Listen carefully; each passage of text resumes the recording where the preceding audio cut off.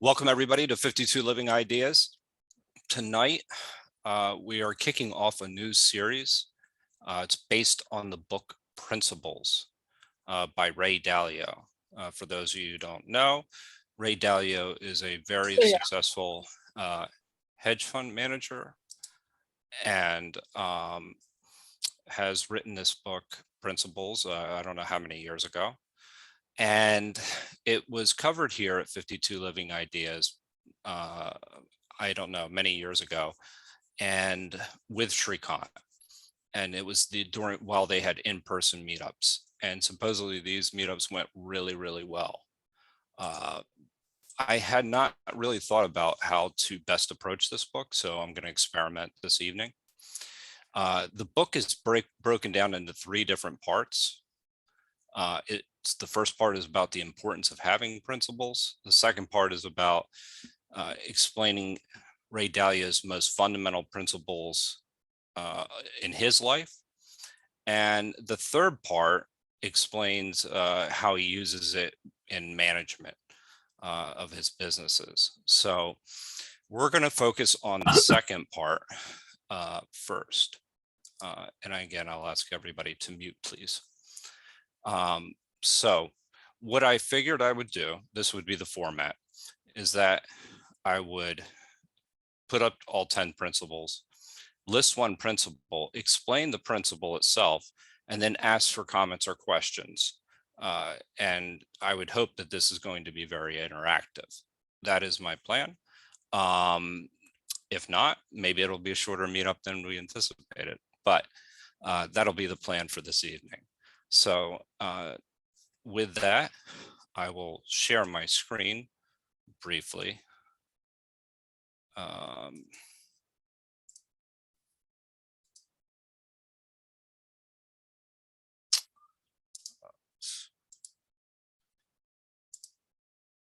Oops, sorry.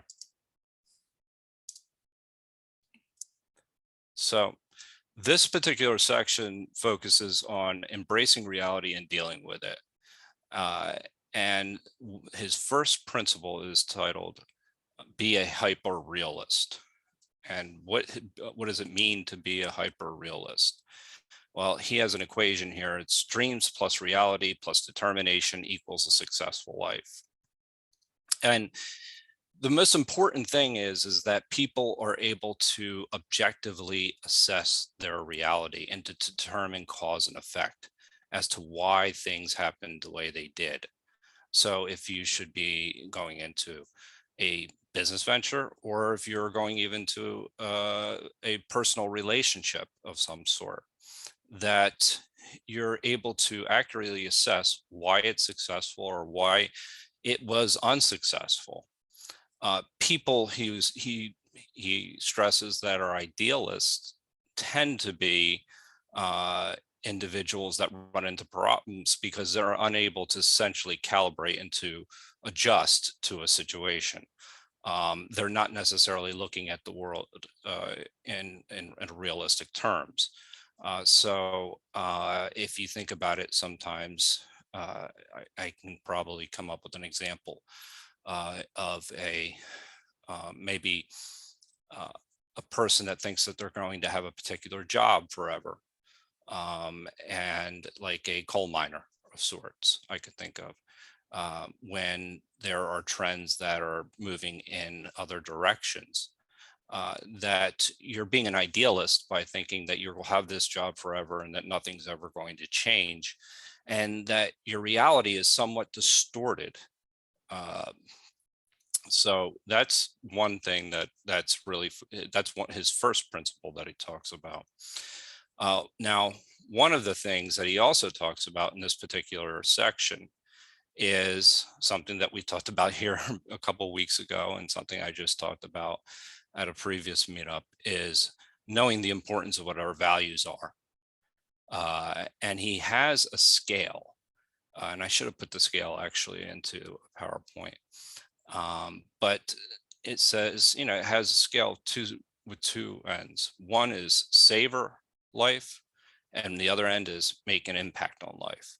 And where you fall in on this scale is essentially what values you may have. That's this particular instance. So if you want to savor life, maybe you focus more on leisure time, or spending time with friends, or spending time with family. But if you want to make an impact, maybe you spend more time working towards goals that you feel like will leave a bigger impact on society. So that's essentially what the first goal is by being a hyper realist. It's really being able to look at reality objectively. Now, that's an important thing to have.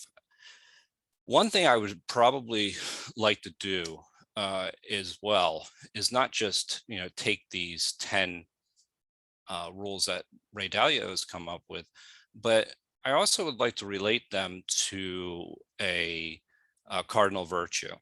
And the reason why I think that that might be interesting is because once we start to see how cardinal virtues, because cardinal virtues are types of principle, I think you'll start to see how Ray Dalio's approach to embracing reality and dealing with it is very much aligned with the cardinal virtues. And the one I'm thinking of in particular for being a hyper realist is wisdom. You have to be wise in order to determine cause and effect, to really understand why things were successful or why things failed in the first place. And you get that through experiences. So with that, I will open it up and see if anybody has any comments or questions about that first particular principle. And if not, we can go to principle number 2. Just type exclamation point in the chat or raise your hand in Zoom. And if anybody has a comment, DLJ, thank you. Pleasure. I thought it was just going to be me. Yeah, I'm still working out, so it's still just you at the moment. Not quite hyper real. Could I just ask for a repetition? What was the calculation again that you had for hyper reality? The calculation was dreams plus reality plus determination. So he's saying that your dreams you still dream, but that that they're alignment with reality.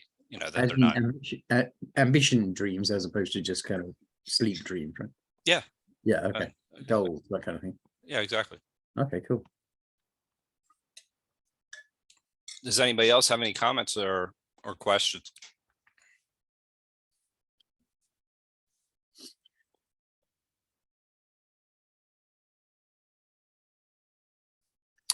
Okay. Actually, please. Sorry. I was going to say, if we're hyper real, then we're made up of quarks in a nihilistic universe. Where's the dreams there? He's not talking about hyper real, is he? He's talking about.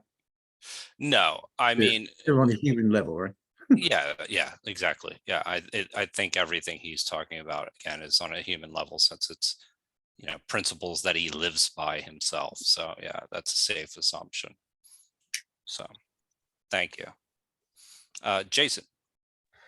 Yeah, you brought the idea of wisdom, and I remember to the quote that the fool believes himself wise, but the wise man knows himself to be a fool. I think probably a lot of people have maybe come across that in some point. But what does it mean to kind of know yourself to be a fool, right? What does that actually look like? For me, I try to recognize that there's several cognitive biases that can really distort my view of reality. And I think that's what gets in the way of us. Otherwise it sounds like it should be easy, right? To be a hyper realist, just look at reality and take note of reality, right? But what stops us, right? It's confirmation bias, right? Our tendency to just latch on to what confirms what we already think, right? There's recency bias. It's just off the top of my head. The things that occurred most recently are things most likely to stick in our heads, right? Rather than things that happened before that may go against what we think, but they happened a while ago. So we just remember the things that happened recently. Things like that.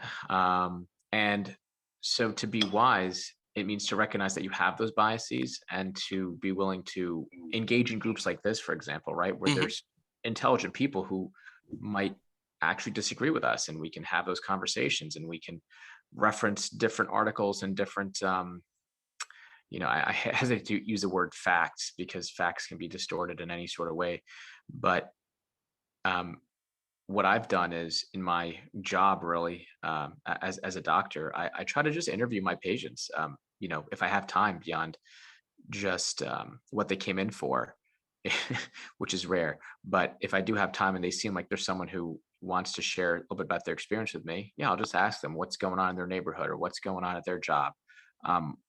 What's their hiring situation look like? What I try to get an idea of where the economy is going, right? So just by doing that, and I'll try to get a cross section of people. I won't just ask wealthy people. I won't just ask people from a lower income status. I'll ask people from all across the demographics because I have access to that in my job. So it's been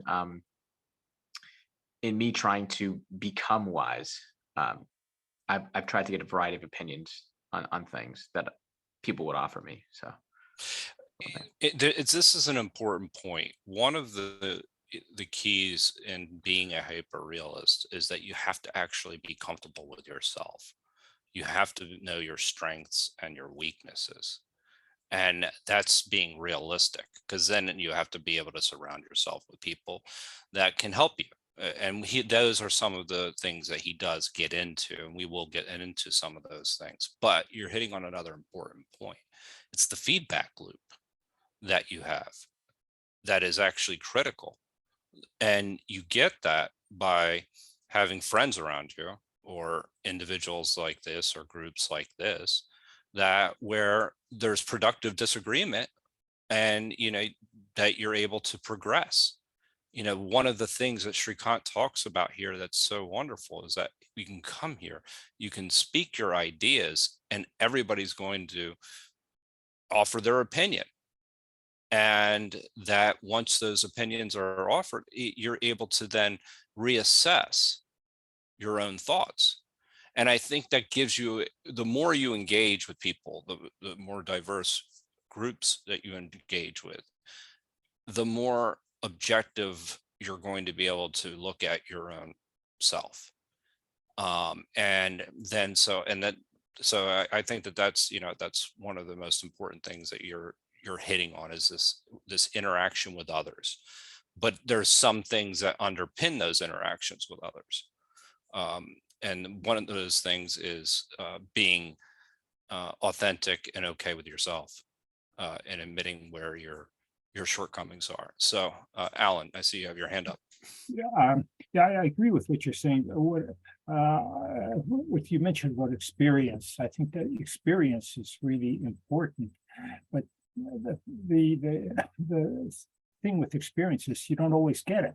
Like it's like you when you're in university, you want to get the best professor and study under him or take that course, but you may not get into that class. Or let's say you're working and you have this dream of being doing something, I don't know, maybe the best project manager in your area, and you don't get those opportunities. You end up getting minuscule projects, and you never really get a chance to work with those big in those big projects, and as a result, you can't evolve. Right. You can evolve. And one of those things, again, one of the keys to this principle is being able to determine cause and effect. Yeah. And that's why I equate it to wisdom. So why aren't you getting those opportunities? Now, some of them, maybe you're based on your circumstances, and that's completely fair, right?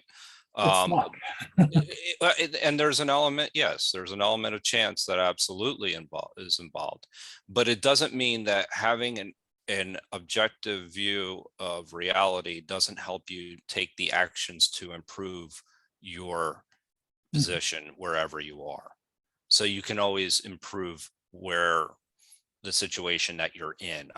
Maybe not always, but there are more times than not, I would say, opportunities to improve your situation by being able to objectively evaluate, why something happened. Why didn't you get that promotion? Why aren't you the top project manager if that was one of those things that you had set out to do?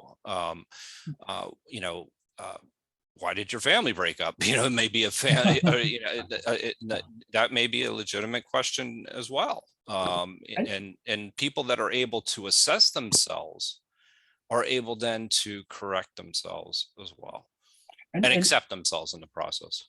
And you have to have the opportunity, or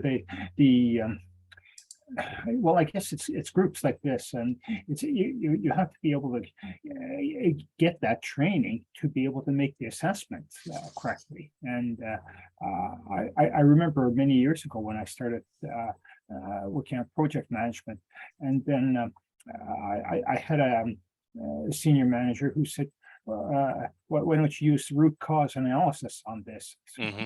Well, I'm not really good at root cause analysis. I've read about it. I don't know. Okay, I'll sit down with you for half an hour. We're going to have an appointment. And he went through this, and these are the steps. This is how you do it. And he said these are, if you want a book, this is from when I did my MBA.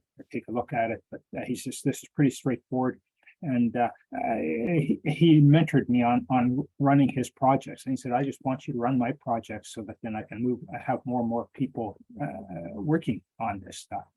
And it helped. I was lucky, but there are people who didn't get that. And I know they're probably still sitting down there coding stuff and not completely happy with their lives. One thing that actually really comes to mind here is that when you said root cause analysis, that we actually were talking about this with the Bhagavad Gita about 3 or 4 weeks ago. And one of the things is to identify the source of your desires. And the reason you do that, and you're able to really authentically, I'm sorry, I just had to remove a Zoom bomber. So the idea that you're actually able to understand why you desire something in the first place, and you're honest with yourself, that you're then able to implement controls, self-control, that don't allow you to necessarily, that will prevent you from just following your desires to do what you want, that maybe not end up with the result that you desire. So it was kind of about why do I really desire what I do, and what is pulling me to act a certain way. And I thought that's just what when you mentioned root cause analysis, that's essentially the first thing that comes to my mind. And sometimes that's really hard to figure out. So, oh yeah, it definitely is. Yeah. So DLJ again. I think, isn't Katie next? Oh, forgive me, Katie next. Yeah, I was gonna say what you guys all have been saying about, I was gonna say in different words, what you were saying about it being an iterative process. And that when you first start out with a dream, it just looks like, to yourself, it looks like a practical plan. I remember when I was on a volleyball team, and I kept on going back each season to the beginner team. I'd sign up until someone said to me, you've been here for like 4 seasons, always signing up with the beginner team, and you've never found a team. It looked for a lot, and I realized, wait a second, everybody else found a team. Maybe I should stop. Stop playing. And that was that cause and effect, and not putting it on anybody else, and realizing, look, and there were parts of the game that I was actually really good at, but I couldn't spike it. So I had to realize like, well, that's a deal breaker. And that cause, I liked exactly how you said it, understanding that cause and effect. People often attribute something to an external cause when it might be, an internal cause, or it could be both. It could be, caused by you or caused by them, but maybe they find it easier to fix it on you or whatever it is. So. Yeah, and there's something else that you brought up there is this idea that, okay, I can't spike a volleyball. It makes me think of the dreams aspect of it. And this is where he's saying being a hyper realist is really important. If you want to be a professional football player, and I'm using that in terms of football in the sense of DLJ's version, soccer player, that if you're, the correct way of speaking, so that yes, but if you simply don't have the skills to run fast, or you're just don't have the ability to play at that level, well, that's not realistic then, to play at a very high level and to make a living playing soccer. So that's where being a hyper realist is important. That doesn't mean you don't dream. You just find out what your skills are, and then you dream big from there. So that's kind of where he was going with that. DLJ. Yeah, thanks. So I'm hearing the word, I mean, it's sounding very self-orientated. So I want to just flip back to that scale that you mentioned. Sure.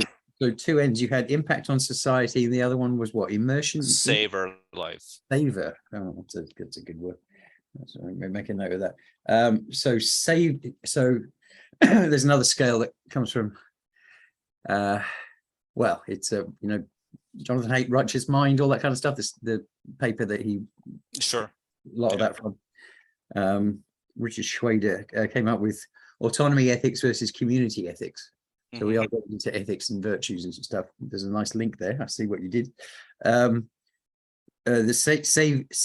savoring would be on the autonomy side, right? So it's the world is about you, whereas community ethics, of course, is the one impact on society. So when we're talking about principles or root cause analysis for ourselves, we could actually be doing it with a negation of self. We could have a whole Buddhist shunyata thing going on here, where we've got no self and it's all about the rest of the world, right? So it's and that's ultimately what he's asking there is essentially is he's saying, what's your value? So what's important to you on this scale? Where do you place yourself on this scale? Yeah, so of course with a shunyata kind of idea, then you have no self. Therefore, how do we calculate that, right? It's all society and no self, right? Oh, that's true. That's true. But you're putting yourself there, though, right? Are you not? Yeah, I know, it's kind of ironic, that, isn't it? Yeah, it is, like that you're putting yourself in that position where there is no self. Yeah. So okay, I went surreal. But also I would also think, making an impact, that it's not very descript on how he says make an impact. Making an impact could be in a number of different ways. There could be making an impact on your family. And so I mean, yes, depends how you define society. Yeah, good point. Yeah. So next up we have Jason. And then I'm going to move on to the next principle.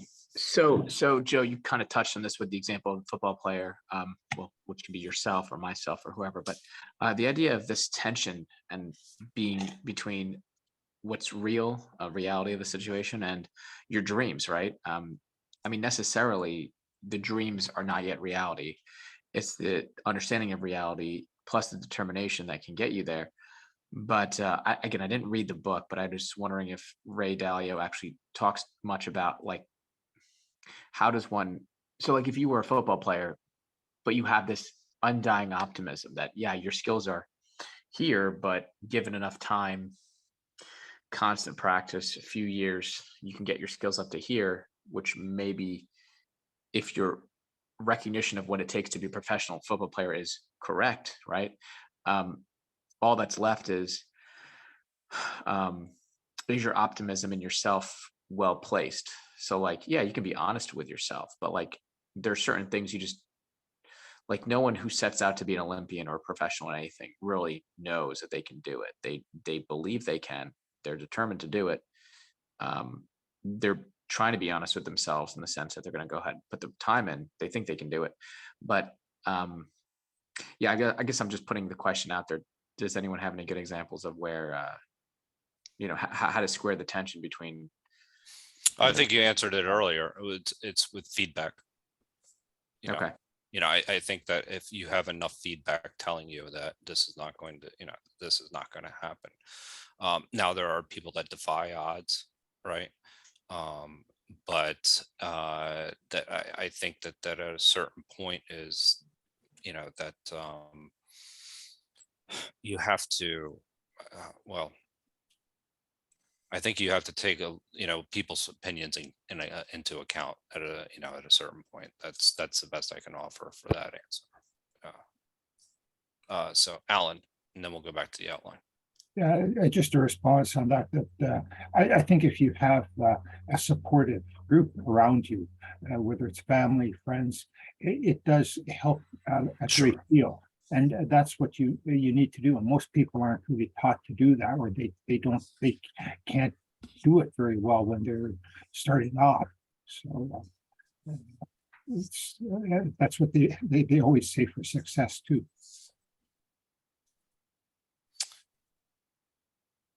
So thank you, Alan. Jason, is that clear? Yeah, I'd say so. Okay, Thanks. cool. So what I'll do here is we'll go to, I'm going to share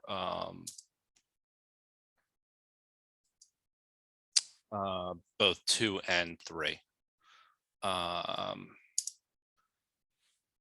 So truth, or more precisely, an accurate understanding of reality is essential foundation. I can't see it off my screen for any good outcome, I'm assuming. And the second one that he lists there is be radically open-minded and radically transparent. So the first one is very short. Most people don't necessarily want to admit where their shortcomings are. They don't necessarily want to admit the truth. We don't admit our weaknesses. And this is where he's saying that if we don't necessarily admit our weaknesses, that we'll never be able to achieve anything. Because then, one of the most important things is how to improve on those weaknesses is number one. But number two is also to complement yourself with people that can actually help you with those weaknesses. But if you're not accurately, or being honest with yourself, and that's where I think we had already touched upon that a bit, that is it's problematic if you're trying to embrace reality and deal with it. The second one is being radically open-minded and radically transparent. And I'd be really interested to hear what people have to say about this particular topic. Because sometimes you wonder how transparent you can be in certain situations. But radically open-minded and radical transparency are invaluable for rapid learning and effective change, he says. And I'm just reading a little bit off my notes here, so you'll have to forgive me. So that's where he talks about having the importance of a real-time feedback loop and surrounding yourself with people that, again, you're able to be transparent with, and you're open-minded and you're willing to actually accept what they say. And then he talks about how fear creeps in, and that sometimes it's just, it's very uncomfortable exposing ourselves to other people. Even he admitted himself by writing this book, he had exposed himself a little bit, and but ultimately he knew that by talking about some of his weaknesses, that he'd be better off for it. It provides a certain way to authentic relating. You're able to understand yourself and understand that the people around you are able to understand you. So that's important in any business relationship, is that once you, and I can extend this to a lot of different types of information. If I know a colleague is going through a difficult period for whatever reason, if they let me know as to why they're going through that difficult period, I'm better able to help them. That is as true, like this is somebody that's going through a physical. If they were diagnosed with cancer, I would be able to essentially, you know, understand their limitations. This is as true with their, you know, physical diagnosis as with, you know, their personal diagnosis of themselves, their personalities. If you think about it in the sense that if you're being honest with yourself, you're talking about where your shortcomings are. And so this is where he, you know, that's, it kind of is something that we've already talked about a great deal. But I would like to know if anybody thinks, are there limits to being open-minded or transparent when you're talking to, working with other people? What do you think of this as a principle? Anybody have any comments or questions about that? Yeah, there are limits. Yeah. Absolutely, there are limits. Yeah, it's actually one of the best practice principles is collaborate and promote visibility is one of the frameworks that I teach. It's this kind of similar approach, right? And in governance frameworks, you have the concept of transparency and fairness and so on, but it's transparent with whom. One has to be quite selective, Right. Not like competitors or people are going to do you harm, right? Well, that's what I was. So would you say this internally to an organization, or you're talking about externally? Yeah, so well, the frameworks that I teach, yeah, of course, it's internal. Yeah, okay, so think in terms of an organization where you're trying to create, you're trying to create an organization that works as an organism, right? So it's efficient and effective, works all together, right? So you want everybody working together, but then of course, what happens in a situation where the organization is, or the society or whatever is under stress, downsizing, people are not going to share their knowledge. People are going to feel, you know, worried about their own position, right? So it's culturally dependent, all right, the transparency thing. And of course, you obviously got some people who are just dedicated on themselves for self, you know, whatever selfish reasons, so they're going to be, you know, closed off to you and not sharing, right? So it's one of those principles that's culturally challenging to try and create, Right. And I'm not even sure it's 100% always ethically the right thing to do either, because I think some ideas of privacy or secrecy, certainly privacy, right, is something we seek, or yeah, many people seek. So it's not transparent to everybody about everything, right? That's kind of the limits, right? Yeah, I agree with that. I mean, it depends on how big the group is, you know, what, you know, the roles are, you know, and what the situation is. I think of something like if you're in a military platoon, in that particular instance, you know, you want to be as transparent as possible because it's a survival kind of situation at that particular. But not with the enemy. Not with the enemy, right? You don't. Right. Yeah, exactly. You don't want to send up a flare saying that, yes, this is where we're standing, and I want to be really fair about this, and you know, I'm going to be open. No, absolutely. I think that that's fair. But I do think that, yeah, there are certain situations where you do need to be private, and I think it's also a matter of scale to a certain degree. Yeah. I think in a very big organization, sometimes, and this is unfortunate, this creates silos many times, and this is where, you know, people see themselves as competitors and where organizations go to die, essentially. Yeah. But yeah, there are limits to the information that you can share. So do you Does anybody else have any? Thank you for sharing, DLJ. I very much appreciate your feedback. Does anybody else wish to share any thoughts on this particular principle? Or does anybody else wish to be transparent? Is what he's asking. Exactly. No, I would agree with DLJ, just from my own experience, and there's on certain things like where I work, it's a need to know principle that we don't discuss everything because there's security issues involved. So it can be dangerous for the whole organization. Okay, I got the batteries out if you want to. So yeah, I mean, it can be, but you know, I look at this as something that's value trade-offs as well. You know, these are trade-offs that we're making.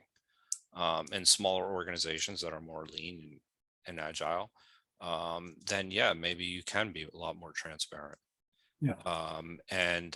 In fact, I would say it's a necessity in a small startup type of organization versus say, or even in a personal relationship. Remember, these are principles that he's living by. But yeah, it's maybe some degree of secrecy, even in a personal relationship, is maybe not the worst thing in the world either. It depends. But you know, I've always said though, if the relationship is going to be one that is based off of, you know, I always thought that somebody that really truly cares about you is somebody who accepts you for who you are and who you aren't as well. So the way I again, this may be from my own experiences, yeah, you release enough information that you can deal with if they want to use it against you. So people will, in larger organizations, people and even smaller people are looking for their own best interest, and they will, depending on the culture, people will do whatever they need to do to get ahead, and that's just a culture. At least places where I've been, and they don't look at it like, well, maybe we can just put a rumor up that this guy's incompetent, unreliable, and we can get him out so we can we have one less competitor there. And there are people who are strategizing. There are groups within larger organizations, like close friends, 2 or 3 people. They will strategize, like how do we get so and so out of this managerial job, and how do we get so and so in so we can get. And those are unhealthy situations. Oh yeah, those are very unhealthy, but they do exist. So the 2 virtues that I actually wanted to you know, just mention really quickly, that both of them is for truth, it's the virtue of courage, is the way I look at it.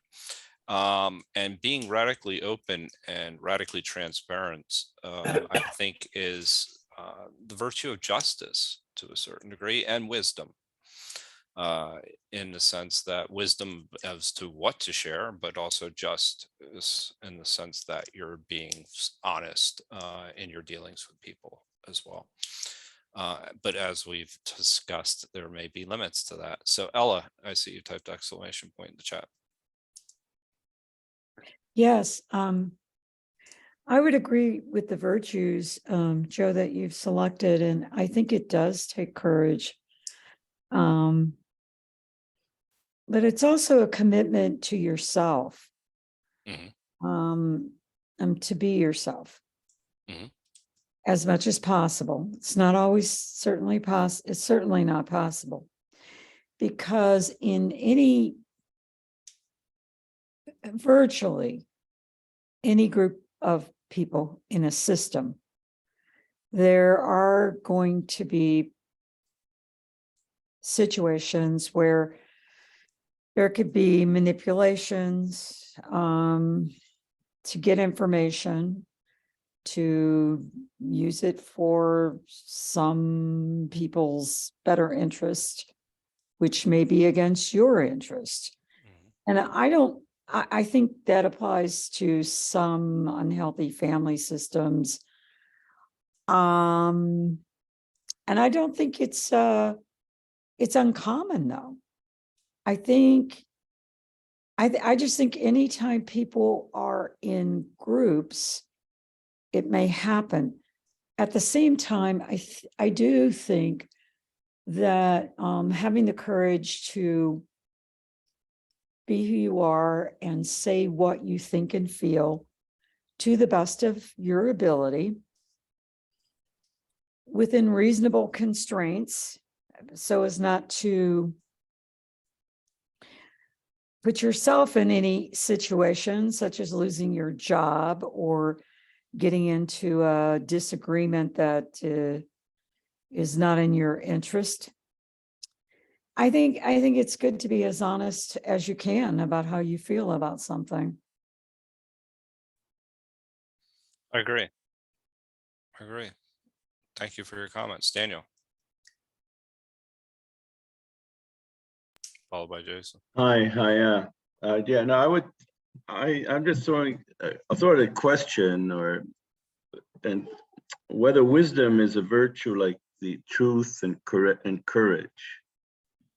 I don't think you can seek wisdom. Wisdom is an evaluation of your actions and maybe your results as well. Whereas I think something like truth is something that you employ to be truthful. You employ to be, courageous, have balls and do what you think is the right thing. I don't know if I'm wise. I can't seek wisdom. I can't seek happiness. It's a byproduct. So is wisdom based on the result of all my actions, which other people may describe me as wise, but I cannot describe myself as wise. So it's a different kind of virtue. And just to seek wisdom, I think is not necessarily the right approach. Rather, be truthful, be honest with yourself, know yourself as well as you can, and don't delude yourself. How do you know yourself without seeking wisdom or seeking feedback? Oh, feedback is not wisdom. I seek feedback. I want to know, Joseph, I want to know what you think of me. Did I do wrong? Did I do right? If I listen to you often enough and you give me good advice, then I say, hey, I'm wise for taking your actions. But so you would not, have so you would have sought it. You would have I sought your advice. I sought your analysis. I thought your ability to analyze that I might not be able to see. Right. Is that wisdom? Maybe, if I follow your advice. I think it's a different category of virtue than what the example you just gave is action, not evaluative of how I rate what I've done. That's after the fact, later on. But while I'm acting, while I'm working, I can't keep thinking about wisdom. Hey, I'm going to do this because I want to be wise. I'm going to do this because it's the right thing to do. It seems to make sense at the time. I'll find out how wise I was afterwards. And there's an assessment period actually that he talks about. Yeah, that's one of his principles. So yes. So next up we have Jason, and then we'll move to the next principle because I don't know what time it is, but I want to make sure we're going to move a little faster. Sorry, I'm trying to make this quick. I think the first part of this, the conversation about transparency and openness, has been more about the caveats to it, like when we should think twice about doing it. It's been less about like how to do it. What does that look like? And again, this may be opening up a can of worms here, but it seems like, Ray Dalio as a hedge fund manager, like he's working with Wall Street types, and like the last place any of us would think about, transparency and open-mindedness, right? But he's putting that as one of the primary rules here. Did he include this many caveats to the principle, or did he go into more about the positive way, like how to actually, It's important to note that these are his personal principles. so that, you know, that inside the organization himself. So if he were a horrible quant, then he would be honest about that and surround himself with people that could do quantitative types of build quantitative models that would allow him to trade better. Mhm. So you know, when we're talking about being transparent, not talking about disclosing this is what stocks I'm going to buy tomorrow or things along those lines, Mhm. and you know, disclosing, although you ultimately do have to disclose all your positions, but you're not necessarily going to disclose trade secrets or anything along those lines. Mhm. But he's talking about how to live your life. Again, so just to reassess is that this is like the second part is really supposed to, you know, supposed to be focused on his life principles. So this is how, again, he's like, you know, when I say life principles, that he's applying to himself personally. And in a way, he functions within an organization. So there is this, you know, this interaction of using examples that, yes, he's running a hedge fund and he needs to be radically transparent with the people that he actually works with. So.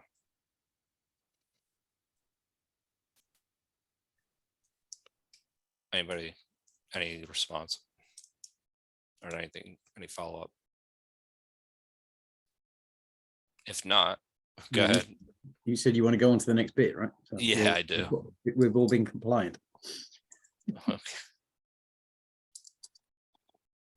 Good point though, Jason. Hedge fund manager and transparency. We don't think of those things in the same thing, the same sentence, do we? Well, no, not unless you're being audited, right? Yeah. So, but so look at how nature and how reality works. In this particular one, he actually uses thinking about things from a top down and bottom up perspective. And he recommends looking at things from a top down perspective. So he says, you know, that you need both. But top down meaning that you would look at the laws of supply and demand to evaluate the market. And those would be a principle that you would look from a more macro perspective. In a more bottom up perspective, you look at the market for wheat. He uses as an example. You know, that's a more particular example. It's important that you be able to think abstractly and understand things at a macro level and a micro level. There's another principle that he lists underneath this particular one. It's that don't get hung up on your views on how the world should be, because you will miss out on things how they really are. In other words, you know, sometimes we think things should have gone a certain way, and we label them as good or bad, and we don't necessarily know what the outcome's going to be. So when we start to think about the way, oh, this should have happened in my career or things along those lines, or you start to look backwards, it can be something, it can be very limiting in how you're in your own personal growth. To be good at something must operate consistently with the laws of reality and contribute to the evolution of the whole. That is what is most rewarded. So the evolution of the whole, he is thinking about this within, I mean, I would look at this into even, he goes into even higher level things, the whole, like even species and human beings as the whole. But I think of it in terms of organizations, as you see yourself as part of something and understand both your role in an organization, but understand what the fundamental, how the organization is structured and what your role is in it and why it's important. I think it's more or less taking a systems thinking approach to looking how nature works. Let's see, he talks about evolution, and one of those things is that evolution is evolve or die. And that's pretty interesting in and of itself, because I think that we live in an environment now where evolve or die is actually something that is very real for people. People that are losing their jobs, that their jobs are automated. So that you learn how to evolve and evolve quickly, and to be able rapidly be able to adapt to any particular situation, so that you don't necessarily get stuck in one way of doing things. And I think these iterations, these cycles of people needing to evolve are actually speeding up quite a bit, where people's jobs are changing so rapidly that, there used to be a time where people would have one job for their entire career, and that would be maybe two. And now that people will have, 5 jobs in 10 years. And he relates this to products, organizations, and as well as markets and countries. So does anybody have any quick thoughts on that?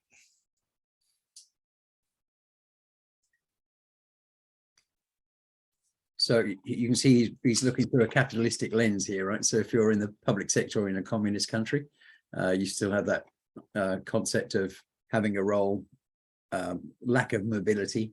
So it's restrictive to the other degree, right? Which is why for many people, capitalistic societies are more desirable, because they want mobility. But then if you want stability, then that's a whole different society you might be looking at, right? The top down, bottom up thing is, yeah, so hang on, just to clarify. So evolution is bottom up, is the way I'm seeing it, right? And top down is the grand design. It's Exactly. Yes. So it's looking at, yeah, it's seeing the holistic rather than the components, I suppose. But the idea, of course, is to do both. Right. Yeah, and then meld them together somehow. Yeah. Okay, I'm cool with that one. Yeah, and I think that the one thing that I actually heard Jordan Peterson actually was talking about, the one of the things that the capitalist system does that is that it allows certain things to die faster, meaning certain organizations that are no longer necessary. That is one advantage that it has over a communist country, is that something that an organization will go out of business a little bit faster, and therefore also allows individuals to die faster, which is the downside. Which is the downside of that. Yeah. So you're right, I was looking at it, but there's a creative destruction aspect to this too. There's a Schumpeter approach to this as well. I don't want to make this too much about economics, but there's definitely that entrepreneur class that creates something new that actually may end up employing more people than it actually displaces. The USA, where entrepreneurs have been deified. Yes. That's right. Well, yeah. But anyway, I am going to do a meetup on creative destruction, and I expect you to be there. So I have my instructions, boss. Yes. So anyway, no problem. With that, are there any other comments or questions? Okay, if not, we'll go to.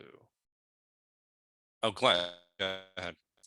Yeah, I would just like to mention that a lot of times when they talk about evolution, it's more dog eat dog. Sometimes it can also include cooperation, the way like a deer, for instance, will flash a white tail, even though one of the deer would put one of the deers in danger. And so there's that aspect of cooperation that goes with evolution. And that's about all I really want to add. There's also, you know, competition too, but that's all. Thank you, Glenn. So we will go to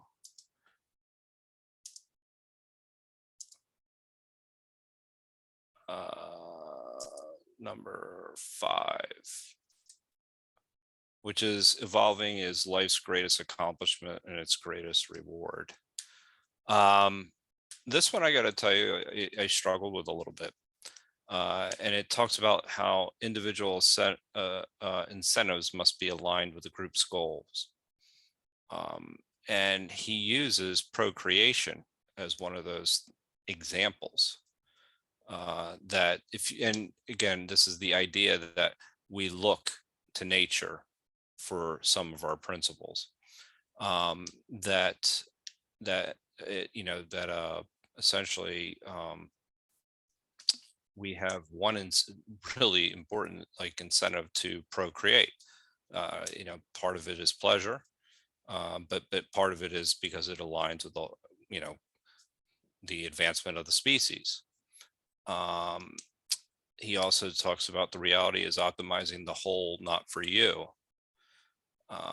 That if you contribute to the whole, that you're likely to be rewarded. What does that mean exactly? If you contribute to the whole and you're likely to be rewarded, I think that if you're just not thinking about yourself, and that in that particular instance, I think of how it does work within an organization, what you do and do well. If you think about it, how it fits into the grand scheme of things and the design of a overall mission, and then yes, I think that principle works in that particular situation. Adaptation through rapid trial and error. I think that that's self-explanatory. I think that you do adapt. You learn by just essentially experimenting as much as possible. I think of things like, if I were to really make this a project management type of approach, like an agile business model approach, where essentially you iterate and you do several iterations as fast as possible in order to come up with the solution that you want. That failure in this particular instance is not necessarily a bad thing. Let me see. And let me see. The fourth part would be realize that you are simultaneously everything and nothing, and decide what you want to be.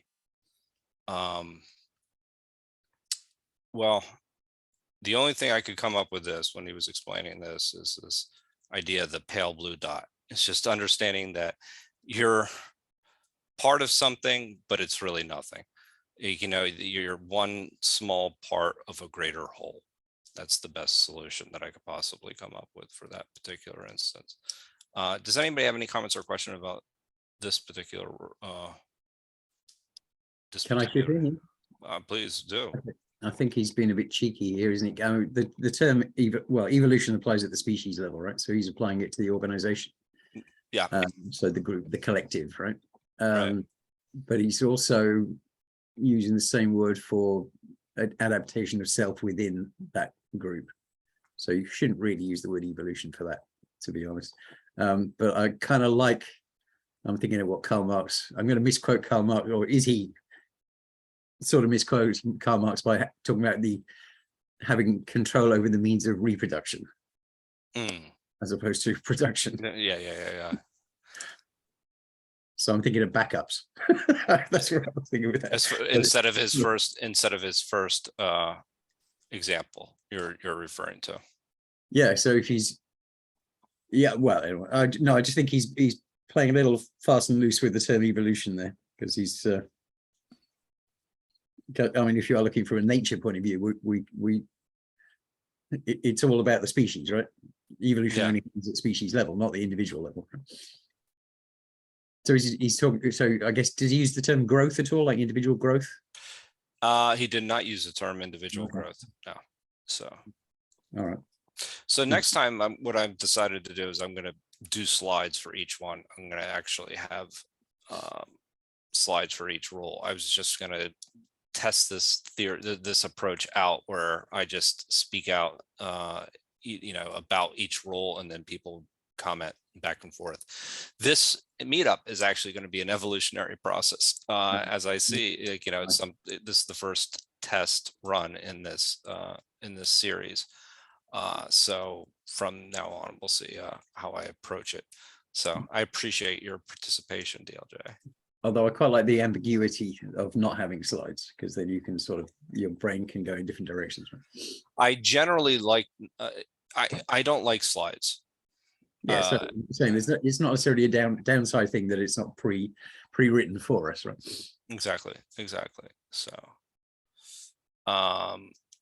okay, so the next one, 1.6, understanding nature's practical lessons, maximize your evolution. Now, the constant drive towards learning and improvement makes getting better innately enjoyable and getting better fast exhilarating. Now, this is opposed to people that, well, you know, basically go after things that make them happy in the moment. So basically, he's talking about individuals that get on the hedonic treadmill, that ultimately they're searching for pleasures and their own personal happiness, as opposed to thinking about their long-term satisfaction. The constant drive for personal self-improvement and learning is, you know, as he's saying, is you're maximizing your evolution and you're maximizing your pleasure in that process. Another point underneath this with practical lessons, he talks about remember no pain, no gain. That inevitably that we will experience some pain whenever we confront ourselves. The last part, he said, you know, I think that this is interesting. It is fundamental law of nature that in order to gain strength, one has to push through one's limits, which is painful. And he uses Carl Jung. I know Ella is a Carl Jung expert, but basically that man needs difficulties and they're necessary for our health. You know, people instinctually avoid pain, but if you're thinking about it in terms of somebody that like a weightlifter or somebody along those lines, that they have to endure pain in order to eventually reap the rewards of their exercise. But you know, sometimes we have to endure pain ourselves, professionally or personally, in order to reap the rewards of our actions. Anyway, so that's understanding nature's practical lessons. Any comments or questions?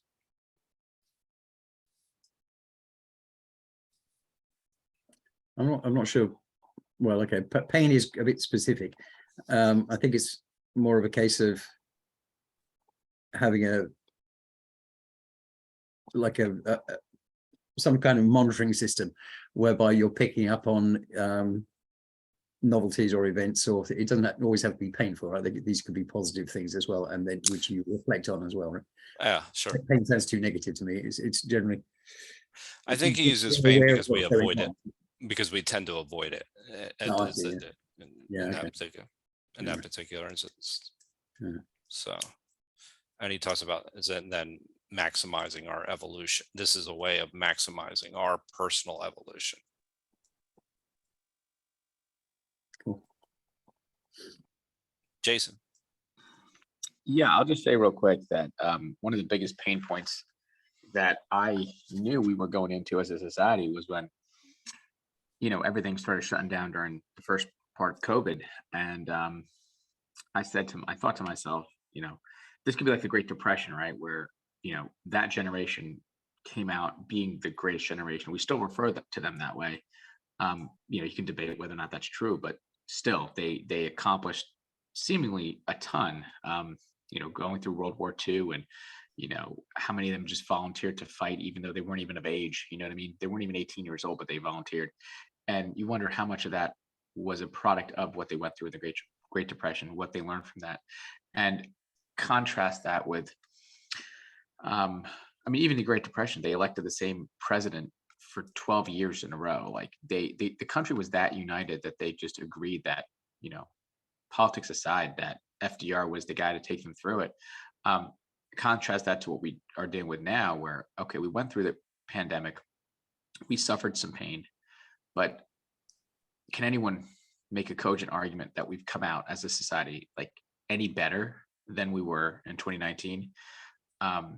In a lot of ways, we're just more divided and we're more at each other's throats than we've ever been. And again, take, shutting down the schools, take the vaccine rollout, take the debates over what therapeutics may or may not work, take all the hit to the economy that happened. We just would rather yell at each other and say, see, we told you that was a bad idea. Or, instead of saying, okay, what can we learn from this? And how can we emerge better as a society? There hasn't been that discussion. The political talking heads have just kind of taken over from both sides and just said, okay, we're gonna maximize whatever we can politically out of each of these hot button issues. And the rest of us, I'm guilty of this too, have kind of just sat back and said, nah, let's just move on, whatever, So that's just one of the observations I made. Yeah, that's an interesting, I think the pain that, again, he's talking about more or less is not something of a pain that we don't control, in the sense that, like, pain that we avoid, that we, say I know something about myself that, I'm not quant or something along those lines. Do you avoid it, or how else do you basically have to go through a process of learning how to deal or handle something like that? I don't think he's necessarily talking about the pain that's put externally by the market or by a virus per se, that we that type of pain that we would necessarily embrace. Well, I guess I'm just to add one thing. I'm using that as an example just that we can all relate to, because otherwise each one of us has individual pain points that wouldn't necessarily apply. But I guess just as an example, again, just the Great Depression versus the pandemic and how each society of America emerged from that. And I wonder if it leads me to the idea of reflection, right? Have we engaged in any sort of national reflection? Is that even possible? What would that even look like? Did it happen more during the Great Depression, back before they had social media and like all this TV and like all this ways to distract ourselves? Maybe we were a more reflective society back during the Great Depression than we are today. And what are the reasons for that? And so, yeah, you take that down from a macro level, and then micro personally, it drives home the point of like why reflection is important. That reflection is the thing that takes something from just being painful and like, oh my God, I don't want to do that again, that sucked, versus like crossing the bridge between pain and like growth is reflection. That's the bridge. That makes sense. Point taken.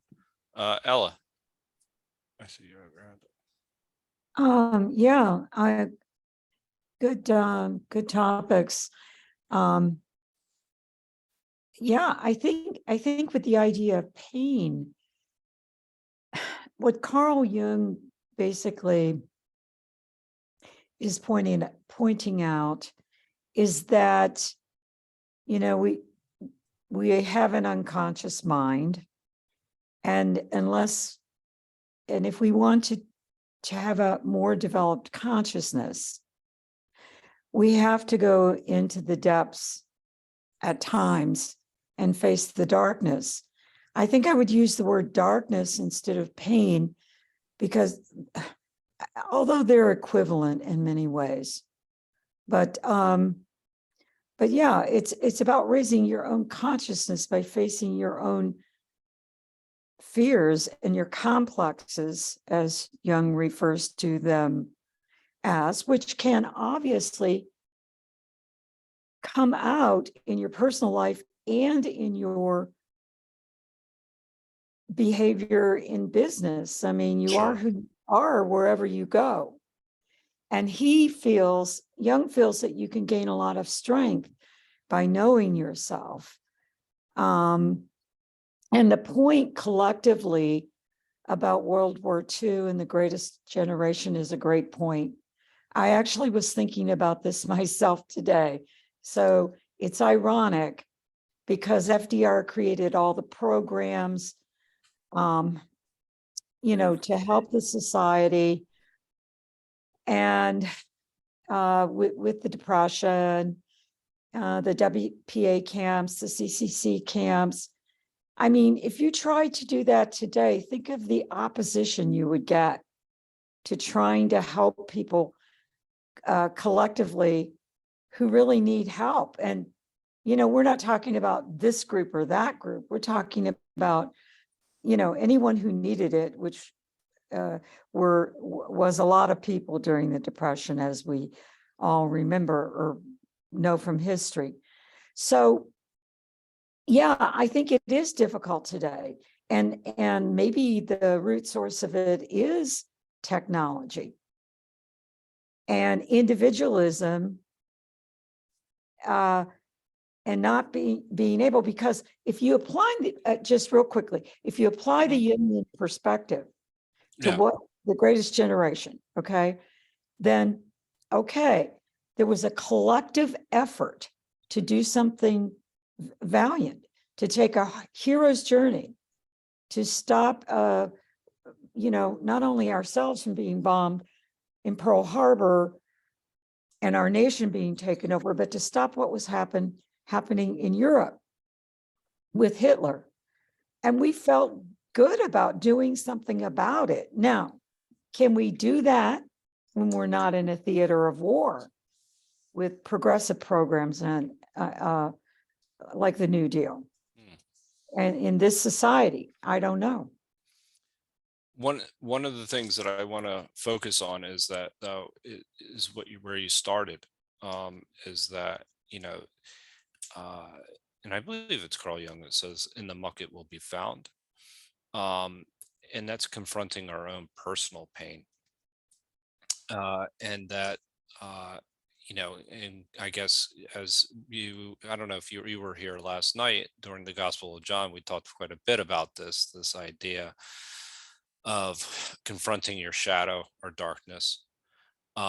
So that's something where I think that as a principle, if we confront these things ourselves, that they'll be much less painful and they won't manifest themselves in other ways, in a negative way. So I guess it's like dealing with the depths of our own personal issues. That's what I think he's using here as a principle. Yeah, I think so. And he just says that go as deep as you can into yourself and go into the darkness. Even when you're in a depression, it's not the end of the world. You'll make it through it. You'll learn from it. I mean, that can give people in depression a lot of hope. Sure. Yep. That it's not all gloomy, that you can make it through it and you can grow from it and actually start to feel some of that courageous spirit that we talked about earlier, that were a couple of slides before, that enable you to express yourself because you're more confident. You've been in those situations. He does say that your ego needs to survive it, which I think is very wise. I mean, you need to have an ego to manage the store. So Yeah. Thank you, Ellen. So then we'll move on to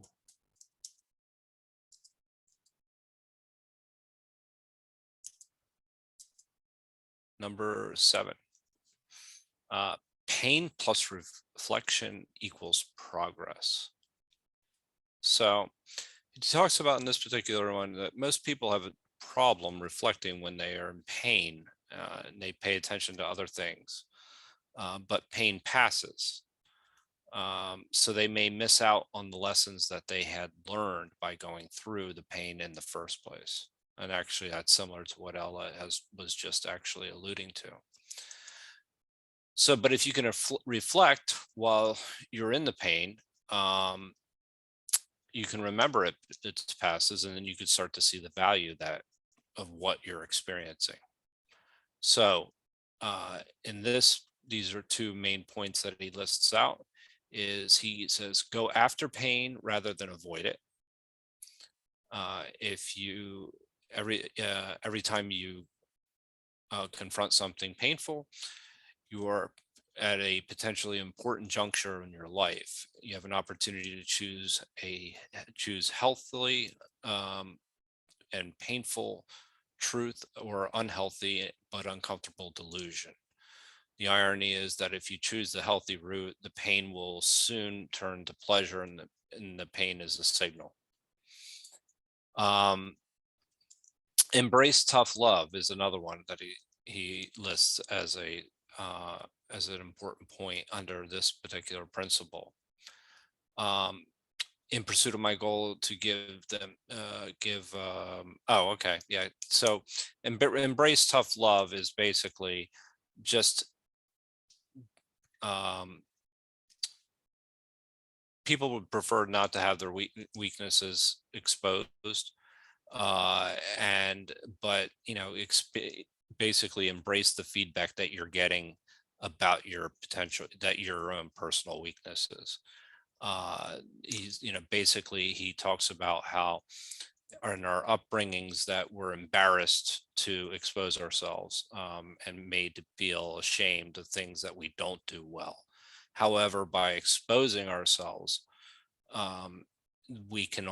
that's the only possible path in order to overcome our shortcomings. That's this principle. Does anybody have any comments or questions about this particular principle? No. Okay. If not, we'll go to. I feel like we covered that in the previous one. These are all very interrelated. If I don't know if anybody's noticed that. I mean, I'm sure you have, except for the evolutionary aspect of it. I think that's a little bit different, how he relates it back to nature. But the next one is weigh second and third order consequences. And that is something as a principle that people often, again, this is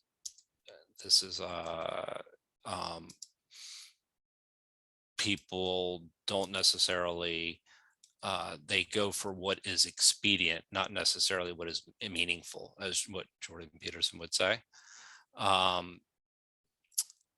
If you see people, he says that he thought that often struggled, never necessarily weighed the second and third order consequences of their actions. One example of this is, again, he uses the example of exercise, pain and time spent while you're working out. That's, yes, you're forgoing something that you would rather do, sleep, or I don't know, eat or do something else. But you're better off for it. You are in a much more desirable situation for it. So I think that this is something that's kind of, it does seem to be straightforward, but it is something that people clearly don't necessarily think about, are second and third order consequences of their actions. I'd say that they much more act on their own personal desires and in the moment versus actually. And I think that this is, as a principle, is important to remind ourselves. At least it is for me, I can say. Any comments or questions?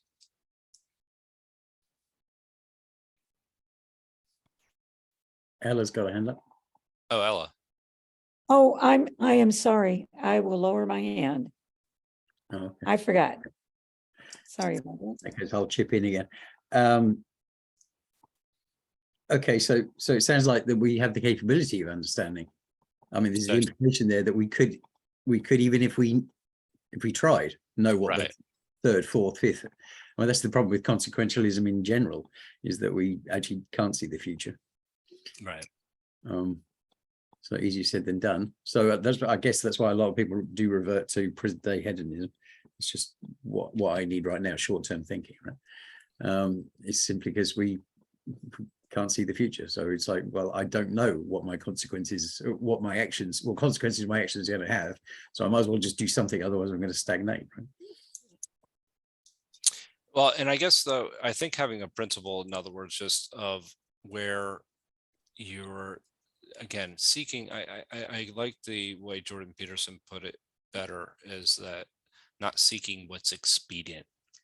In other words, you're kind of contributing to something that you know that will provide long-term benefits. Yes, in certain cases as a consequential, or in any case, you don't necessarily know what the consequences are going to be. If you go to the gym, you actually end up hurting yourself, then that's actually would be a worse consequence.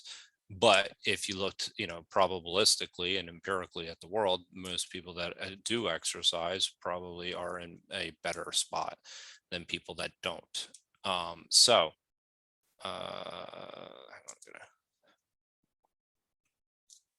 think that that's where he's going with weighing second and third order consequences. Anyway, without any comments on that, the next one is own your outcomes, which I found to be interesting. So it just our ability to cover from mistakes. Now he talks about his friend that actually got into a auto accident and ended up as a quadriplegic. But he made the best of his situation to be happy, and essentially he owned the outcome that he had experienced. His point is very simple here. It's that instead of complaining about things that are beyond your control, that you just make the best of your situations.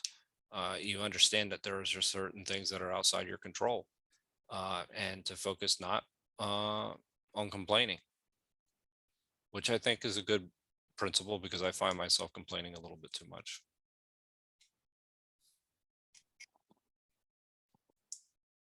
Are you complaining about your complainingness?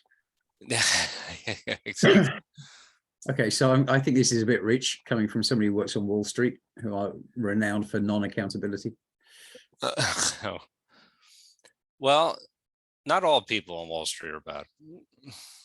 Oh, I think we should take it as a heuristic, a rule of thumb. I think it's probably wise. But there are value investors that do a lot of good. So, A minority. yes. Unfortunately, a minority. So then maybe you should go into starting your own hedge fund then, right? Okay, the last principle that we'll be covering here this evening is look at the machine from the higher level. So, okay, think of yourself as a machine operating within a machine, and know that your ability to alter the machine to produce better outcomes, you have your goals. Now, he uses an example of like in military infantry, is to yes, you have a set of goals, but understand your role in the machine. So if your goal is to take the high ground, some, some hill or some position that, you have to put the right team together. You design your machine that it might include, a couple of scouts, a couple of snipers, a couple of infantrymen. And yes, the right design that's the right design. And then people need to be able to be put in the best positions possible in order to do those jobs well. So that is basically not only understanding your role, but understanding the machine itself. And you can apply that to almost every situation that you're in, I think.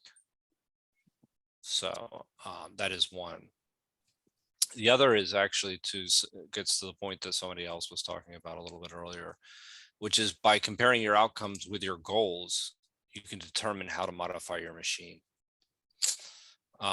So just basically measuring your outcomes and closely, and that comes back to having the feedback loop. Then you can redesign whatever the machine that you're functioning in, or change your role.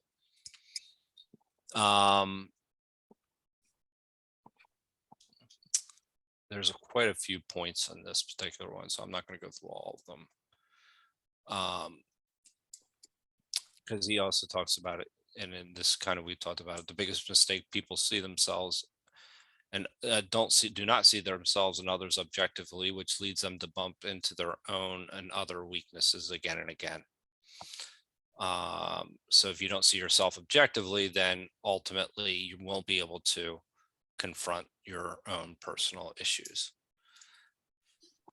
Successful people are those who can go above themselves to see things objectively and manage those things to shape change.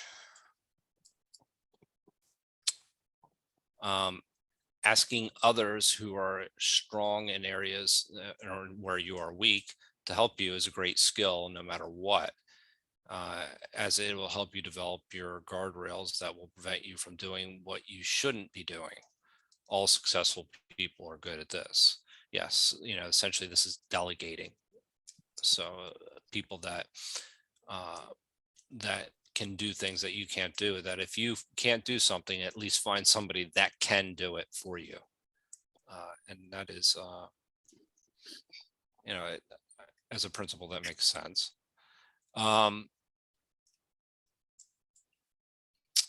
And again, because it's difficult to see oneself, sure is. Because it is difficult to see oneself objectively, you need to rely on input on others and the whole body of evidence. I know in my own life has been full of mistakes, and I've gotten lots of great feedback. Okay.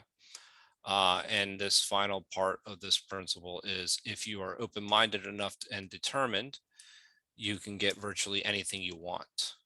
So I certainly don't want to dissuade you from going after whatever you want. Basically, this is having a fixed,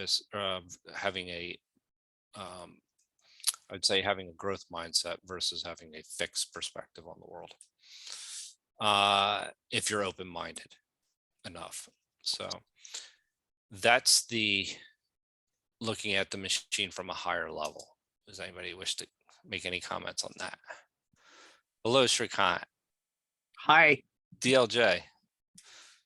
Yeah, there's a couple of ways I'm interpreting that line. You could look at it, looking at the machine without understanding the insides. I mean, seeing it as a whole, holistic, right? So the whole being greater than the sum of the parts. But what I think is probably the principle, I think is the important part, is knowing the process. So knowing how the machine works, right? So as opposed to just seeing a machine, I think it's knowing how the machine works. And then because of that, then you know where to sort of place your resources and your strengths and weaknesses and all the rest of it, right? So I think that's where I'm going to interpret this one, right? So it's knowing how the machine works, as opposed to, so seeing the machine and knowing how it works, as to just seeing it as a external outside view of black box machine, right? Absolutely. Yeah, no. Ella. Sure. I was also thinking a couple things. I was looking at, it's sort of a, I like it. It's kind of a kitchen sink approach. It's sort of, I mean, he's covering the biological, Darwinian aspects, which is interesting. I like that. We are, biological animals. So as, human beings, so we do have instincts. And I think that's what he was talking about in perpetuating the species and producing offspring. Actually, that's listed in some philosophical groups as being very important and one of the basic ethical elements. Sure. I think it's in utilitarianism. It may be mentioned in others as well. And I began then thinking of, the other aspects he's covered. He's covered the psychological aspects. We talked about that, looking inward, going into the depths. We talked about Carl Jung. So he's covered that. He's looking at the system as a whole, how to interact in it effectively and ethically. I like that. And certainly it sort of goes into philosophy a bit. And I was just thinking of normative ethics and metaphysics and how that would also apply in many of the things that you've mentioned. So I just like the overall systematic approach, and he really shies away from nothing. I mean, he's going to the depths with, Jung. He's going into the personal psychology. He's going into the outward society or the business, the system outside. He's looking at the biological. He's looking at everything. Yeah, he is looking at nature. I mean, he's looking at, in the evolutionary process, which I think is very, very important. And we've covered other people here like John Boyd, who very much looks at the evolutionary process as far as when it comes to orientation and decision making. But the principles are overlapping. I'll say that they do overlap with one another. But I mean, as far as it's very difficult to argue with being a hyper realist or being truthful or radically open-minded. These are things that people often don't consider. But if you use them as principles, that ultimately you will be better off for it. And he outlines specific examples. Pain plus reflection equals progress. Sometimes people often forget that when you're going through a very difficult situation, to really reflect on what the lesson is that you're learning. And unfortunately, people go ahead and make the same mistake often. So those are the 10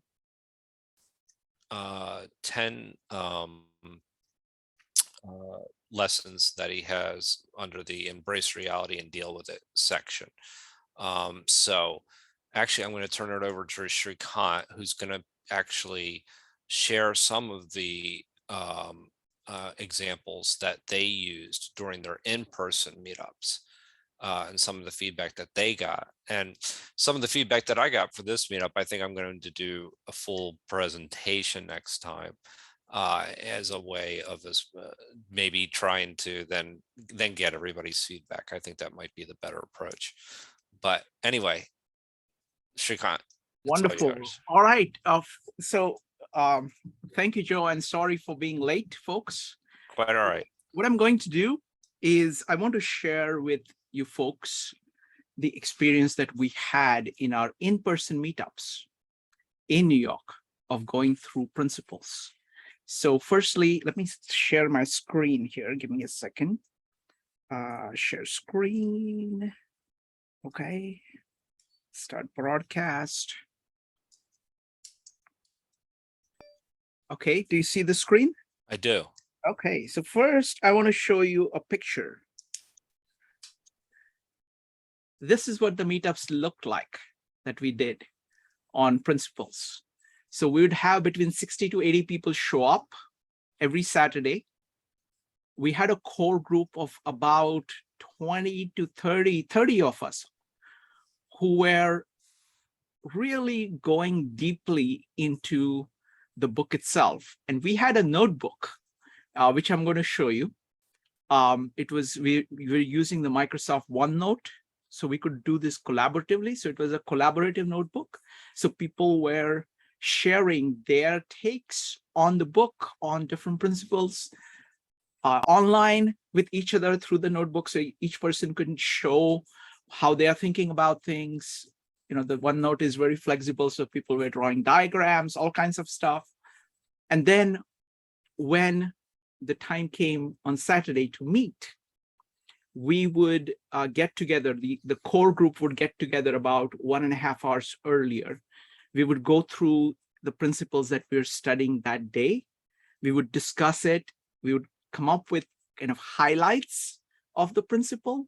We would make a cheat sheet for all the discussion leaders. You see all of these little tables here, all of this is us, okay? So it's about maybe 12 tables or so of about 6 people each. So each of the table will have, 1 to 2 people. You can see my friend Zach here, my friend Chase here. I don't know who else you recognize, but they would come and they would lead a small group of discussion on these principles that we're studying that day. And then we would get back together in the large group. Oh, sorry, I forgot to mention one thing. Sorry about that. So first group would be about 30 people who are the core group. And then 1.5 hours later, another 45, 50 people would show up who necessarily are not, who typically are not going through the book as carefully, but they would be the people. So like here in this group, it's Zach who is leading, and all these other folks are the people who came later on. Here, Chase is leading, here are the other people. Sometimes it is 2 people in a group, something like that. So that's what it was like. Now I want to show you the notebook, what it looked like. Let me see here, OneNote. All right, so here is the notebook. So you can see that this is the collaborative notebook of my principles here. And this is the embrace reality part. Here are all the principles. What I would do is that I would go through the book and do these little notes that people could use for to kind of quickly ramp up on things. People who have not had chance to go through the book, I recommend people go through the book and you would go through it. So we can see, be a hyper realist. Here the key points are dream plus reality plus determination is a successful life. And then there are these points A, points B. You can see in this one, you can see for each of them, there is different points. So this is like summary. We had summary that we could use. And I did this up front so people would have access to all of it. Now, the good news is that all of this is kind of obsolete right now. There is a great Principles app. It's a free app on the App Store, I think in iPhone for sure. I'm sure it's there for the Android as well. So I would recommend getting that. There you can get these gists of all the principles in your pocket.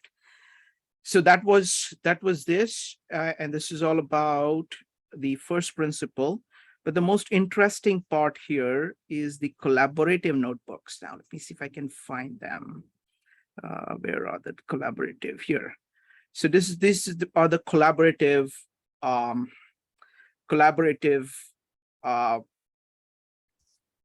notebooks. So here, the first one is my recommendations.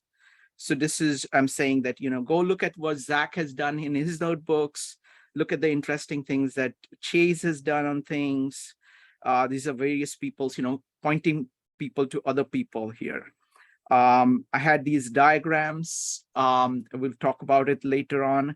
We had very interesting ways of mapping where we are on this execution of principles, where we are strong, where we are weak. This is my list of all the principles and my measurement of where I was on each of these principles. For example, this was at this level, at the level of the class of principles, where I'm strong and where I'm weak.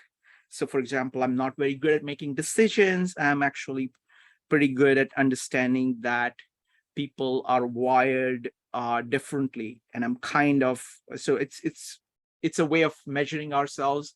And the most fun exercise we did was that I have a group of about 3, 4, or 5 friends who are very close to each other, and we are fairly open about what we are, what our strengths and weaknesses are. So we actually did this exercise of mapping everybody, mapping all of us on, we use this particular 5-step process, saying, okay, where are we good? Are we good at setting goals? Are we good at designing plans? Where are we? And then we had all our other friends also measure us. And we compared each other's measurements to see, what is it? Like sometimes you think place where you're really strong, other people think you're weak. And then you can ask them, why do you think so? Sometimes they're right, sometimes you're right. So you have, and it's also interesting, places where you think you're weak, sometimes you end up other people thinking that you're strong, and you have a conversation and you learn a lot about each other. So that is just my notebook. Zach, my friend Zach, he has this template that he has for keeping notes. So he used that of, he has this idea of directives.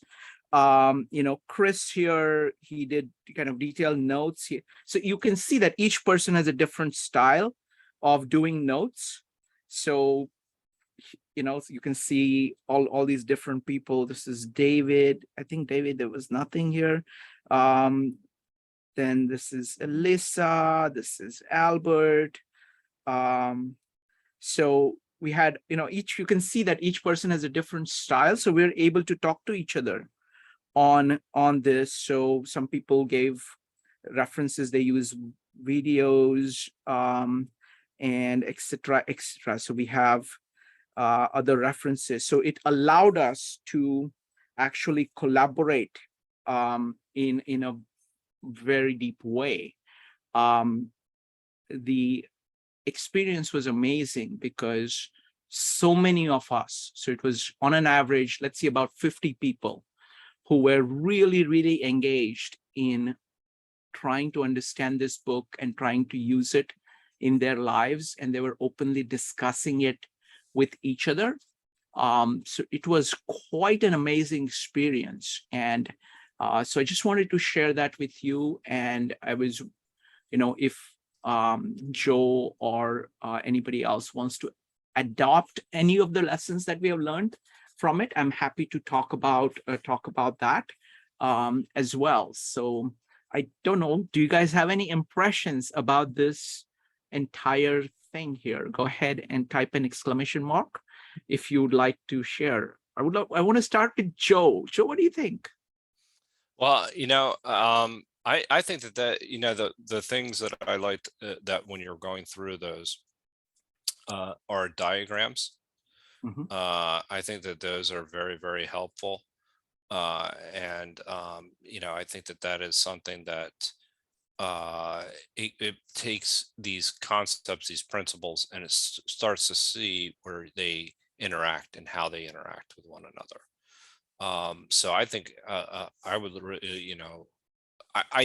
there's a lot here to cover, and it's a lot to talk about, but I think that by collaborating and getting everybody's perspective on what does it mean to be a hyper realist, Ray Dalio talks about that from his perspective, but there are many ways we could become a hyper realist, and many ways we can look at reality much more objectively. There are even the machine looking at things from a higher level. He has a very detailed approach on how to look at things from a higher level, and I can appreciate it. But some other people may have something that is completely different. So I think that this is something where he gives us a framework where people can start contributing on how they approach it. And that's where the value becomes 10 times, more powerful, because that way you also, you start to employ actually one of his principles, which is getting feedback. And you're getting as much feedback as possible. One of the things that I talked about earlier is this is a place that we can go and test things. Even this evening, it was an experiment. It's the first, opportunity to present Ray Dalio's ideas for me. So, there'd be some adjustments maybe that I would make based off of that. But imagine having 20 or 30 people putting ideas in there. And then that way you have the ability to potentially come away with how to present these ideas may even be, it's magnified by 10. So. Wonderful. Thank you. Thank you, Joe. Joe, is it okay if I do the moderating for now? I just want to ask. Go right ahead. What, Go ahead. So folks, I'm very, very interested in this book. I know Joe is really gung-ho about this book. Would like to find out what your first reaction is. So any comments on the book, in comments about how we can do this, any comments on the description of the in-person meetups, anything is welcome. Would love to see what you're thinking of this so we can design this series as well as is possible. Joe will be doing that, but I want to just get people's feedback, just anything that you think about both, about principles as such, about the meetups, anything that you want. So we're going to start with Jason, followed by DLJ. Jason. Yeah, thanks for joining us, Shrikant. I will say, also thanks for sharing those pictures. It seems like from like a bygone era where you had that many people meeting up just to talk intellectual topics. It's amazing that you had that much of a movement before this. And my other question is, it would be great if some of those people would want to join us actually in the upcoming sessions just to share their insights. But if they can't join us for whatever reason,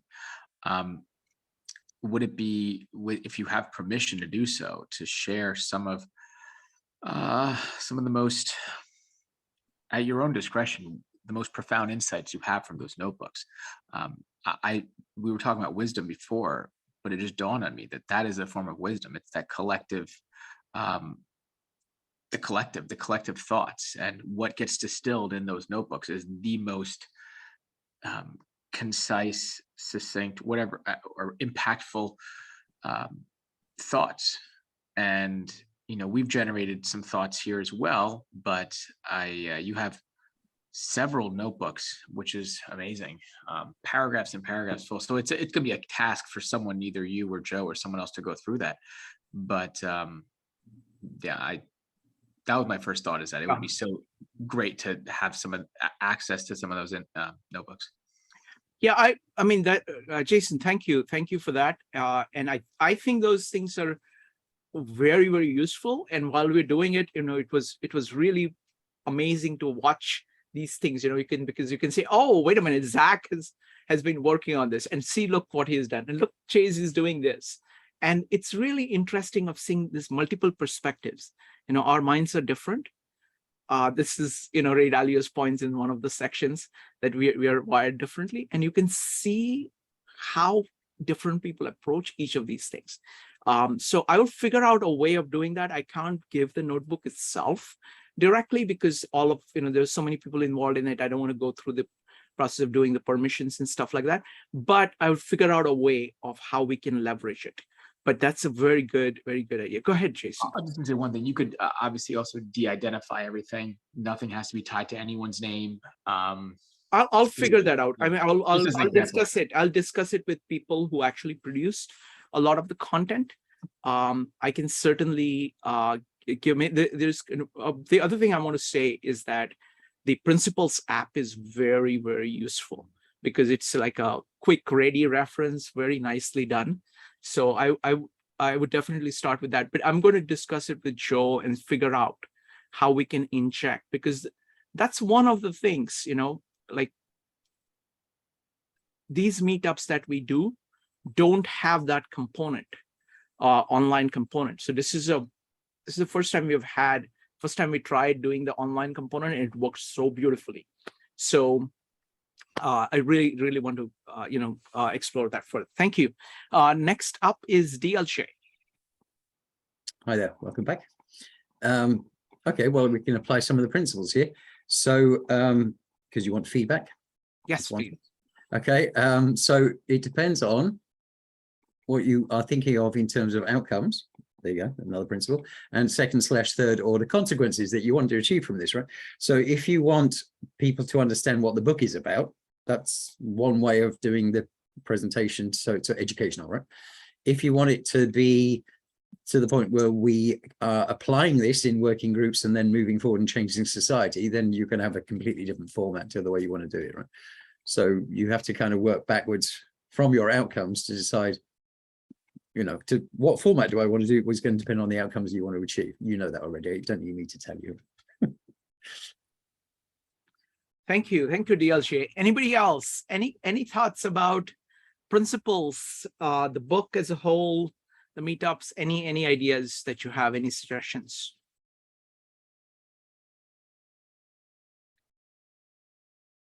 All right, everybody's very quiet. So let's see what else. Ella, you had a point. Go ahead. Oh, sure. I guess mine is more general rather than specific. I'm just going to give you my reflections as feedback.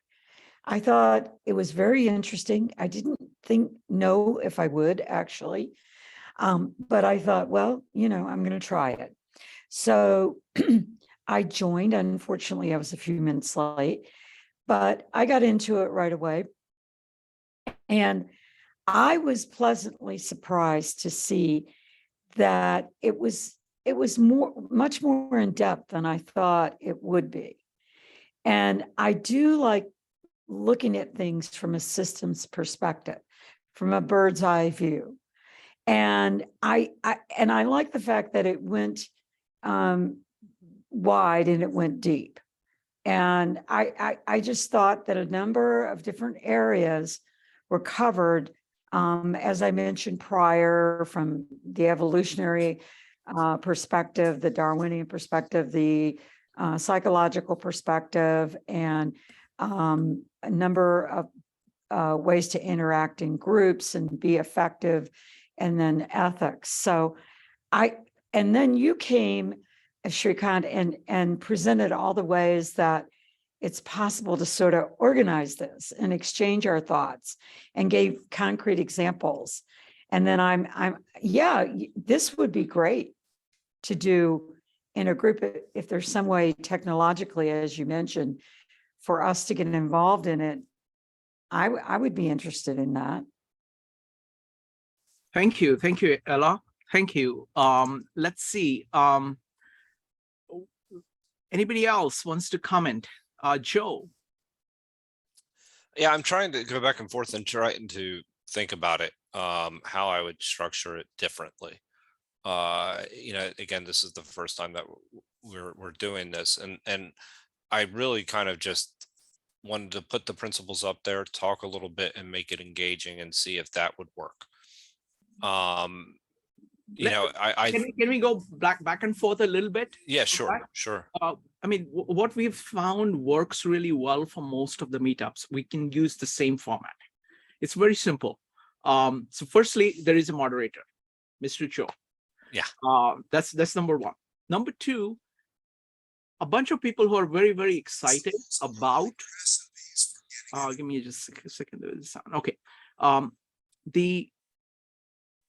We should identify a bunch of people who are really, really interested in this book, right, who'd be willing to actually spend time going through it. And so just like you're doing presentations, you know, slide by slide, I thought what you can do is that for each of the presentations, you know, you say something, and then all the panelists, you know, we call them panelists or commentators, say something. So that what that happens is that, you know, and we can start doing that next meetup onwards. each person says maybe about 3 to 5 minutes, if, anywhere between, let's say, 1 minute to 5 minutes on the principle. So there'll be, identify people, anybody, if we can take volunteers here, anybody who is planning to actually read it and follow along. Go ahead, teacher.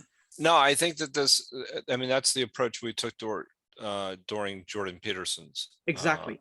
And I think it's actually, I think that model actually works really, really well.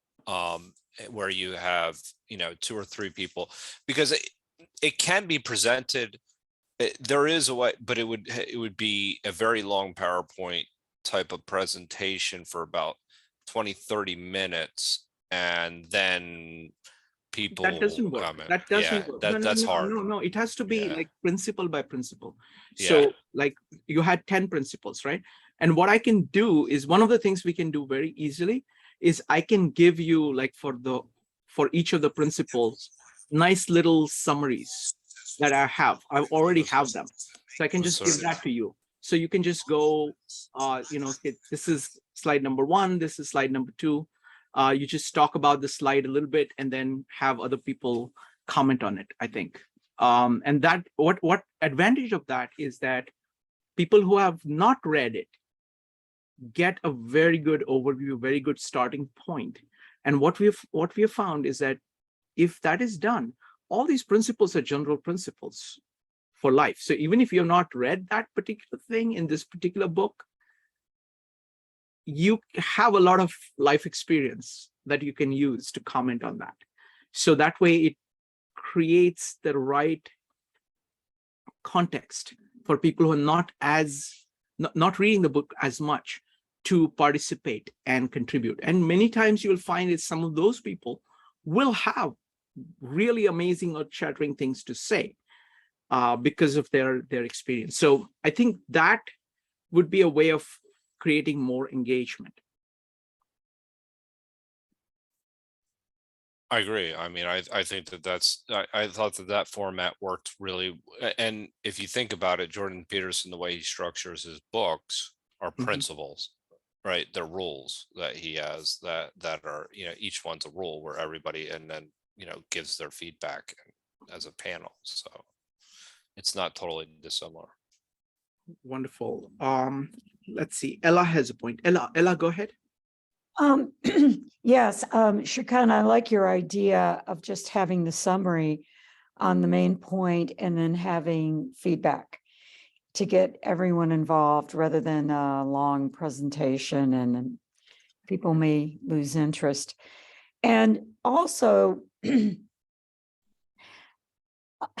I was a little unsure about it myself, simply because my profession was not in the business area. And when I did a little preliminary research, it seemed to be oriented, the author seemed to be more business oriented. And I really don't think, from the presentation, I think it's all about personal development as it relates to yourself in a group and being effective in a group, be it a business, it could be a family, it could be a church, it could be any organization.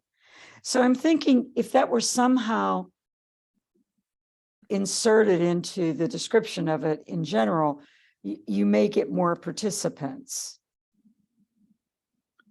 Thank you. Yeah, it's just a thought. Thank you, Ella. I mean, these principles, general principles, they apply to human beings and every endeavor. So absolutely, we'll figure out a way of maybe I'll look through we'll look through the descriptions and see if there is anything we can do to make it more. I mean, this is good audience, and we'll look to expand it. Joe, do you think you can handle it if you have 50 people here? Yes. Okay. Absolutely. All right. Wonderful. Absolutely. All right. So I don't know, Joe, do you have anything else in mind that you would like to talk about? No, I mean, I appreciate everybody's feedback. And you know, that going through this, you know, the first time, I'm still excited. I'm really excited about this book. So I'm looking forward to next month. So yeah, and then Excellent. So can I tell people about the meetups coming up? oh, please do. Yeah. Okay, so we have got the Asian philosophy meetup tomorrow at 7 p.m. What is it about, Joe? Can you find out? I think it is Confucian It's and because yeah, Chi. Qi. It's Yeah, about it's Qi Chi. Yeah. in Confucianism. Yes. Jason does a fantastic job. So if you're not familiar with Asian philosophy, that's a great way to learn about it. On Sunday, it's one of my favorite series that we have done. This is with a new university is being launched. It's called the Trivium University. And they, you know, I'm very honored that they have chosen us as a platform for doing that. This Sunday at 3 p.m., Mark Stallman and Fred Butler, who is the head, you know, Mark calls him the last dean standing of the Great Books program from University of Chicago. He runs the program. He's been running the program for some time. So this is like a digital version of Great Books. And the topic this time is going to be a new way of thinking, which is actually retrieving an old way of thinking. It is about using Aristotle's 4 causes: final cause, formal cause, efficient cause, and material cause. It is all about learning about the trivium, which is grammar, rhetoric, and logic. They have a really amazing perspective on how the human mind has changed over time. And they're going to be commenting on that.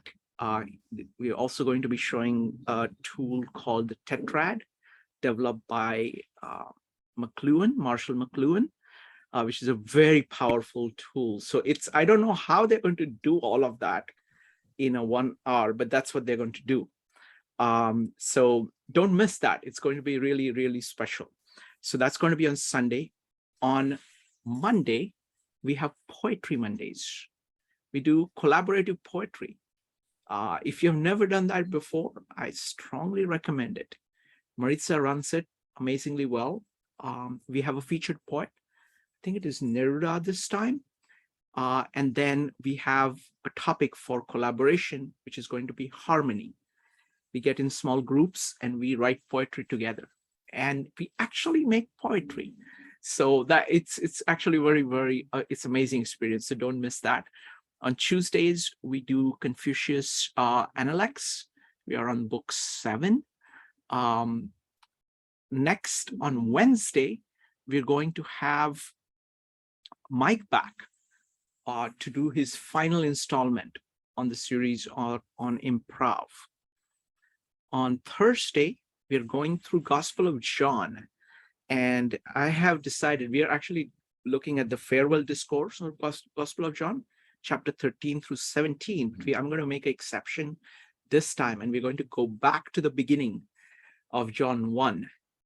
In the beginning was the Word, and we're going to have everybody talk about the first, I think, 4 or 5 verses of that. It's going to be an amazing, amazing discussion. So don't miss that. That's Thursday. Friday this time. What are we doing this time? Is it 11th? Yes, it's 11th. So it's going to be the Divine Feminine. Avanique, Brian, and Penny are collaborating on the idea of Divine Feminine. I think this time they're talking about the Divine Feminine in the Jewish and Christian tradition, what happened to it and how it has changed. But you can check for sure at 52 Living Ideas. So that's what is coming up. So hope you guys can make it to many of them. All right. Wonderful. Joe, do you want to close up the meeting, and then I can come back into this Sure. room? Yeah. And continue? Yep. Absolutely. All right, thank you, everyone. So hopefully we'll see you at these upcoming meetups, and I appreciate you joining this evening. Take care. Thanks, Joe. Thank you, Connie.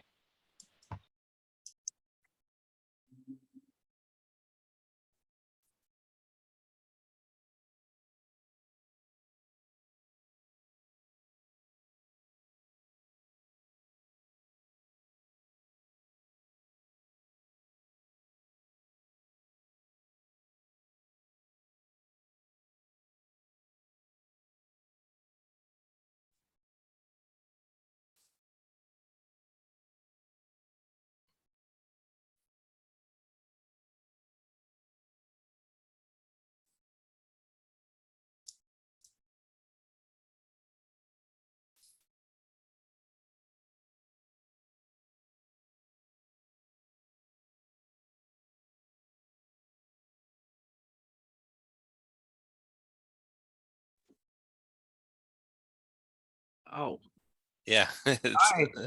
it's odd. Yeah. Okay, I think I screwed up because I have my other thing